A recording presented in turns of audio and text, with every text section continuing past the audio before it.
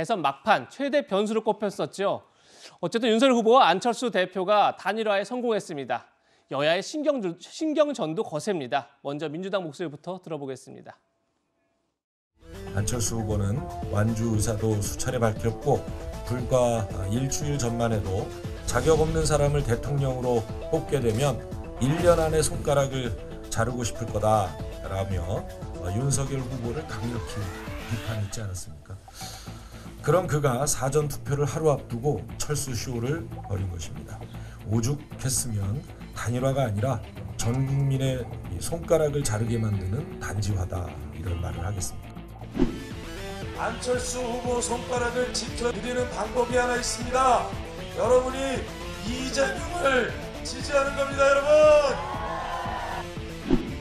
안철수 후보의 정치 생명을 놓고 거래가 있었던 건 아닌가, 이런 의문이 든다는 거죠. 기획된 협박 정치의 결과일 수 있다.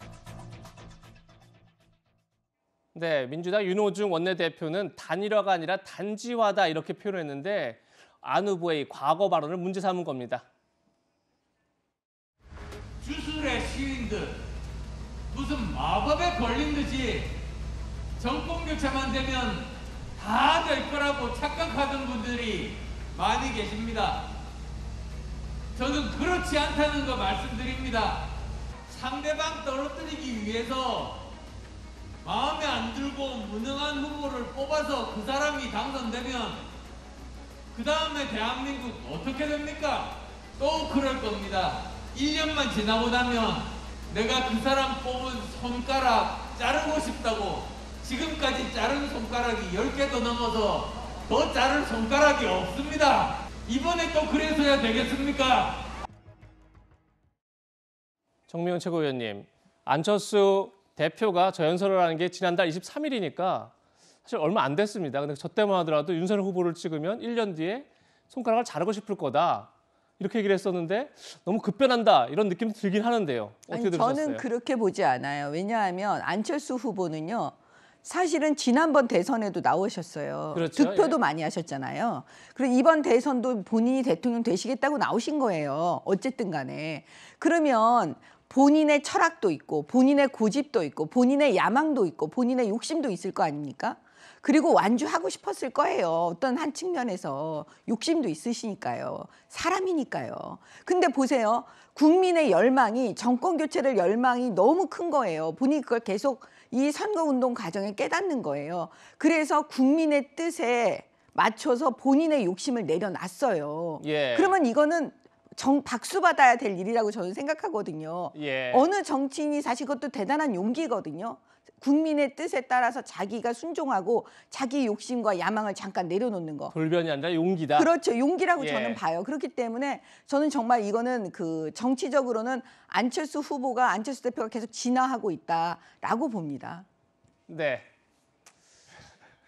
야권에서는 민주당을 비판하는 목소리가 높은데요. 바로 내로남불, 이 문제를 지적하고 있는 겁니다. 한번 들어보시죠.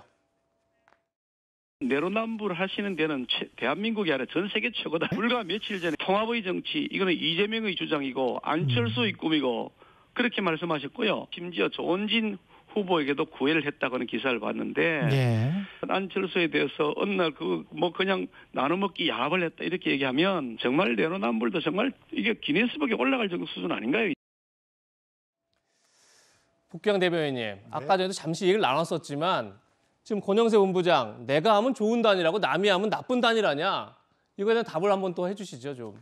서로 다 내로남불이라고 얘기를 하면 우리 예. 국민들께서 똑같은 사람들끼리 그러네라고 예. 생각하실 것 같아요. 조금 전에 말씀드렸던 것처럼 김동연 후보의 지지 처리에 대해서 뭐 더러운 물결이다 이렇게 비판하시고, 또 저희들은 뭐 저희가 주장할 때는 결이 완전히 다르다라고 말씀드리지만 국민들 눈높이에서는 똑같다라고 이해하실 수도 있을 거라고 생각해요. 그런데 지금까지 드러난 모습을 보면 아까 23일 날 안철수 후보가 저렇게 강력하게 손가락 10개 이상 잘랐다라고 말씀하실 정도로 바른 정권 교체가 아니면 정권 교체 안 하니만 못하다라는 것이 말씀의 그 요약 아니겠습니까? 그래놓고 그러면 우리가 4명의 그 후보 중에서 선택을 하고, 물론 당선권에 들어온 2명의 후보와 당선권에 안 들어왔지만 이 사람들이 어떻게 정치 연대를 통해서 통합정부를 구성해서 대한민국을 어떻게 바꿔나갈까라는 기대 속에서 다양한 선택지를 드릴 수 있었던 것을 사실 포기하신 거거든요. 그래서